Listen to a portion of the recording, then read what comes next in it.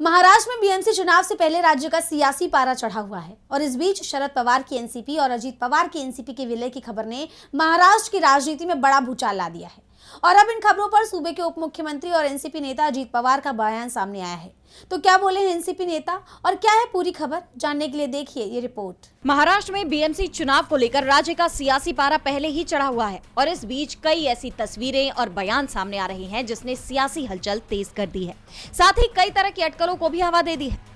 आपको याद होगा कि बीते दिन एनसीपी में टूट के बाद पहली बार अजित पवार और सुप्रिया सुले एक साथ एक मंच पर नजर आए थे, जिसके बाद दोनों गुटों के एक होने की खबरें तेज हो गई थी। और अब इस पूरे मामले पर अजित पवार का बयान सामने आया है।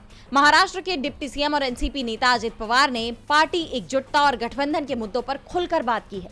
उन्होंने कहा है कि कुछ विधायकों ने गठबंधन की जरूरत बताई है। अजित पवार ने कहा कि पुणे के कई कार्यकर्ताओं का मानना है कि अगर दोनों एनसीपी साथ आती है तो राजनीतिक रूप से इसका फायदा होगा और वोटों का बंटवारा नहीं होगा।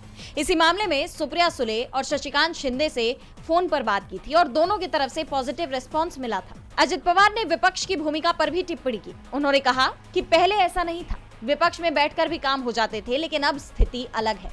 लगातार 5-5 साल विपक्ष में बैठने के बाद लोग परेशान हो जाते हैं। अजित पवार ने ऐसे तमाम कारण बताए जिसके तहत दोनों पार्टियों को एक हो जाना चाहिए। हालांकि उप मुख्यमंत्री ने यह भी साफ किया है कि अभी इस मामले में दोनों पार्टियों के शीर्ष नेताओं के बीच कोई औपचारिक बातचीत नहीं हुई है।